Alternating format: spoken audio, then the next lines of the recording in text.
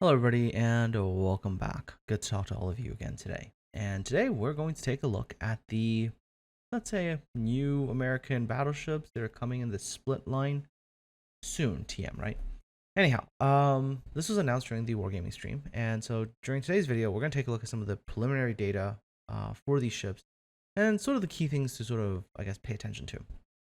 So what's going to happen, by the way, is that you're going to get down to Colorado, having played through a whole line of, standard slow battleships.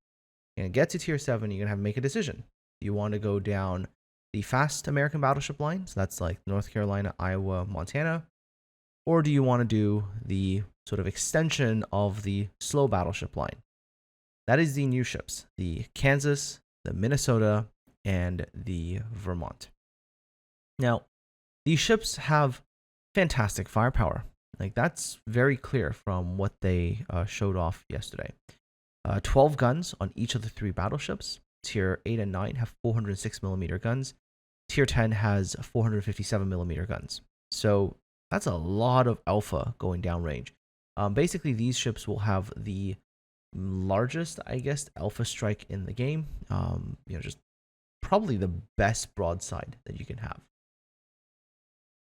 But that so far seems to be the only real thing, that large lump of alpha. There's still a lot of things about these ships that are not particularly great. So, obviously being tier 8 and above, they have 32mm plating, but there is an important question regarding the 32mm plating. And that's whether or not that's 32 sort of everywhere, or whether they're going to adopt the same sort of characteristic as the American fast battleships, where, the main deck section might be like 38, or whether they might borrow the idea from California, where that sort of extended extra bulge, kind of the same way that you see Kansas has that sort of like bulge that sticks out the bottom. Maybe that extra bulge armor is going to be like 35mm, which, if it is, also adds some extra sort of, I guess, special characteristics for the Shikishima, because Shikishima has, sort of an extra surface that only it can overmatch. So we'll kind of have to see, but the armor profile and protection of these ships is going to be quite an important decider as to whether or not these ships are going to be any good or not. So that's the first thing to pay attention to. Now, specifically for Kansas, let's talk about other important characteristics. So, for one thing, her maximum AP shell damage is 12,400. So, of course, with 12 of those, massive alpha strike. However, there is a sort of however here. The reload time of the guns is 40 seconds.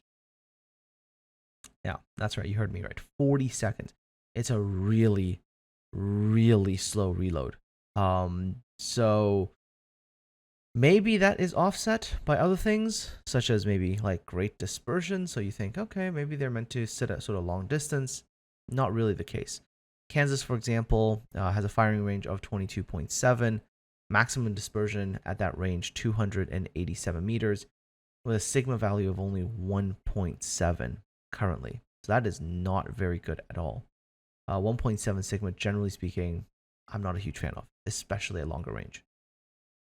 All right, so you might say, okay, they're slow. Maybe they have other things going for them. Well, their AA is okay, but with the way the AA in the game is right now, having the best AA in class and the worst AA in class to a player might not feel like much. So again, we'd have to pay attention to whether or not there's any sort of future alterations. Maybe, DFA gets changed and then that becomes a consumable, but nothing like that is indicated currently. So even though the A isn't bad, like, it just doesn't mean anything really. All right. Well, what about maximum speed? Well, if you didn't like the slow speed, now, some people really like slow speeds. I've had some people tell me they really enjoyed going 21 knots. But if that's not your thing, which, by the way, is a battleship, especially at the higher tiers, I really don't like slow speeds because it's really difficult for you to get into the right positions when you're really, really slow. And these new American battleships are really, really slow. The Kansas goes 23 knots. So like 2 knots higher than the standards, but just like literally the slowest battleships at that tier. They also don't have the greatest surface detectability. Kansas surface detectability 16.6.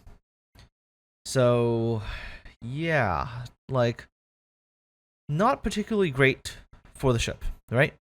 Now, moving on, and I'm just going to sort of skip ahead a little bit. Moving on to the Minnesota, and you have sort of the same problems, like, these are really chonky, slow ships with, yes, great, absolutely great alpha striking capabilities. But again, the same issues, like 1.7 Sigma. Not the world's best dispersion, you know? Again, really, really high surface detectability.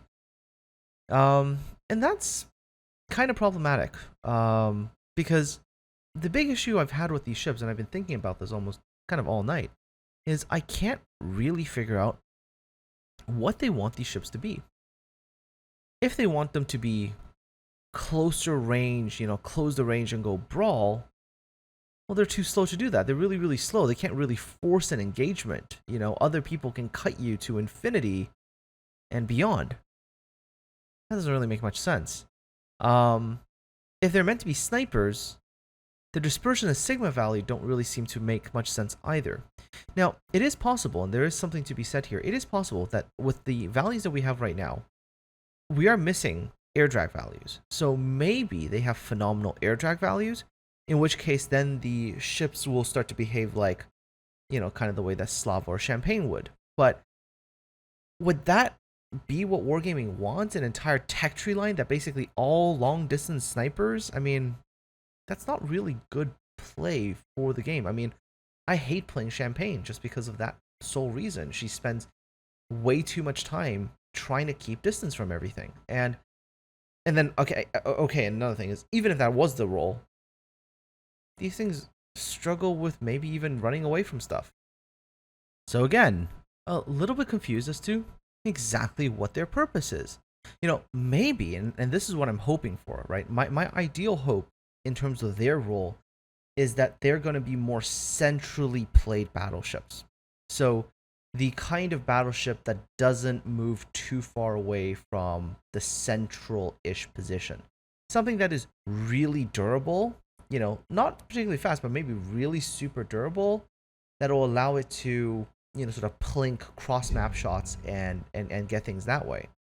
Sorry about that. Just in case you guys heard a little vibration there, that was my bad. But that's really what I think would maybe be an ideal role. A battleship that didn't really have to go too far, sort of stay centrally, and then, kind of spray shots left and right. But other than that, I mean, remember, 23 knots at the high tiers, like, you're never chasing down anything. You're never running away from stuff efficiently. You get spammed to death and you can't really pull. That's just, and with the big concealment distance, you can't really, like, escape either. It just doesn't really make much sense. The tier 10 is probably the only one as of the moment where I can go, oh, that's kind of interesting. Okay, and that's the only one I've been able to have that feeling for so far. Primarily because of the gun caliber. 457s are no joke in World of Warships. They can deal with cruisers quite efficiently. They have very, very high shell damage, which means that the Vermont, for example, has absolutely massive alpha strike, higher than anything in the game right now. So that is pretty incredible, that if it hits, and especially if it hits cruisers, it'll hurt. Same issue still applies, though. Same problem with Sigma, 1.7. Maximum dispersion at 24.5 kilometers, 305 meters. And the same issue, long reload, 40 seconds. Again, maybe what we're hoping for is very good air drag values. But so far, it looks like they've simply done, at least from the first set of numbers released, these basically look like a triple turret version of Georgia's dual turrets. So, again, guns are great in one department, but very questionable in the others. Maximum speed, 23 knots. Not fast. And think about tier 10 games. Think about a tier 10 game. You're not fast, by the way. Turning circle radius is 960 meters for the tier 10. Rudder shift is 19.1.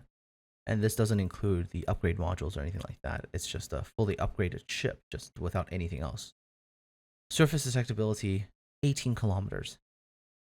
With no concealment expert or concealment module. So, not a stealthy ship.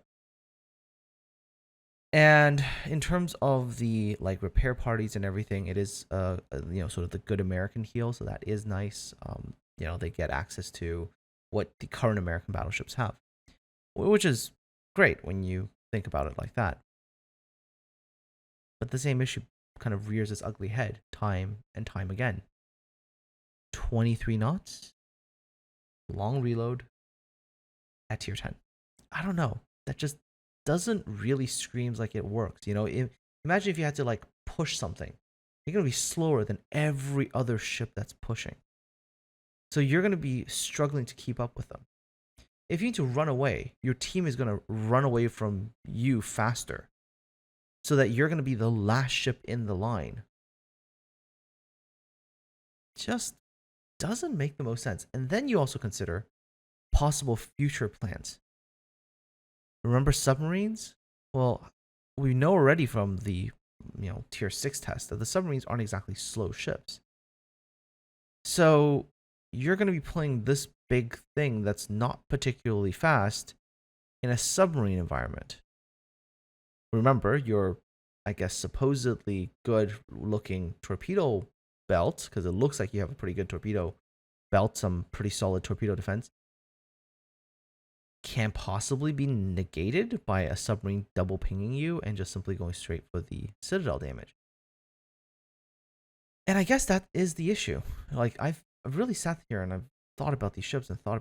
I just really cannot seem to wrap my mind around as to what the playstyle is meant to be. They don't seem, at least on the surface, to have one. They're just like a new battleship. It's almost kind of like the way that, I hate to say it, but it's almost like the way that we had British cruisers come into the game. It's like, that's it. Like, that's all they are. They're just an HE spamming line, and that's it. And the British line ends up being like that. The British heavy cruisers, that is. And the American battleships feel like kind of the same concept. Like, they're just meant to throw one heavy broadside. Like, what else?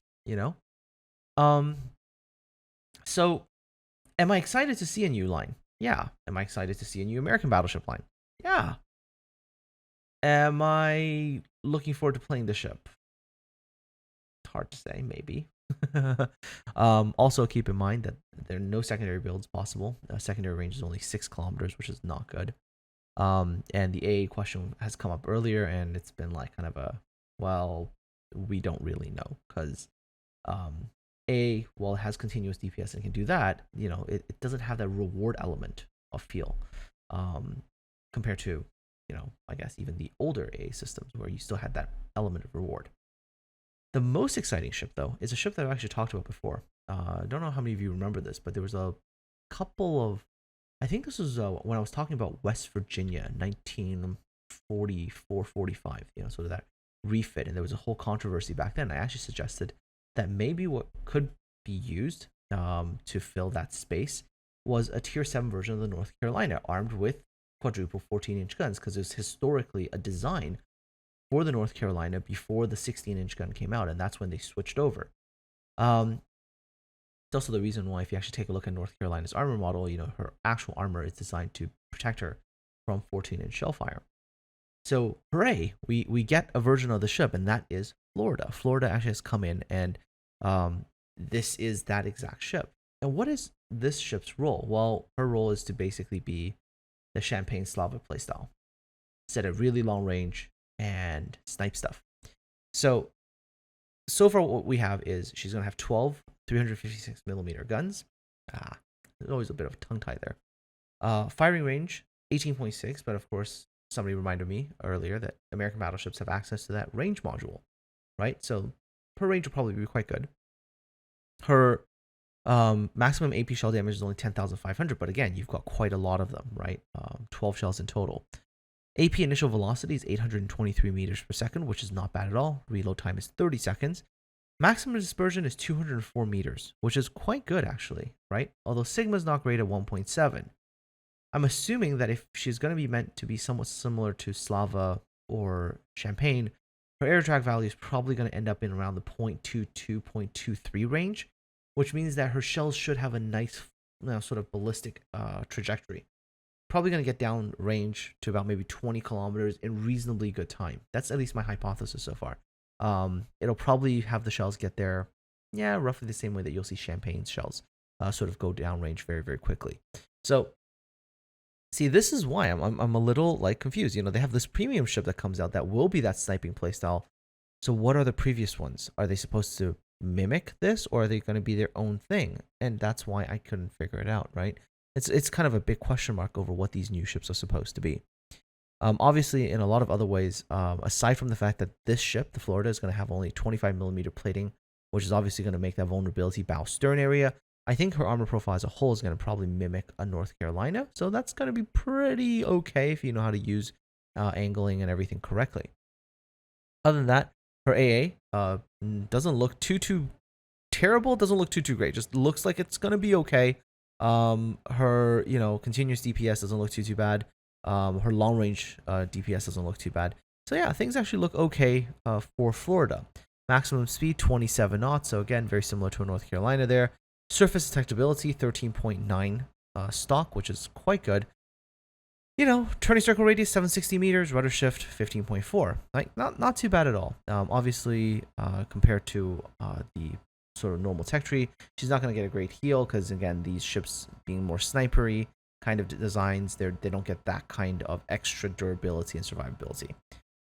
So yeah, I mean that's all I have to say right now for these new ships. The Florida I'm excited for, but the other ones, aside from that one great characteristics about them, the rest of it is a bit of a question mark. Anyways, for those of you who saw those ships and saw some of the stuff on the blog post regarding the ships, let me know your thoughts in the comment section below. And aside from all that, take care, have yourselves a good one, and I'll talk to all of you again soon.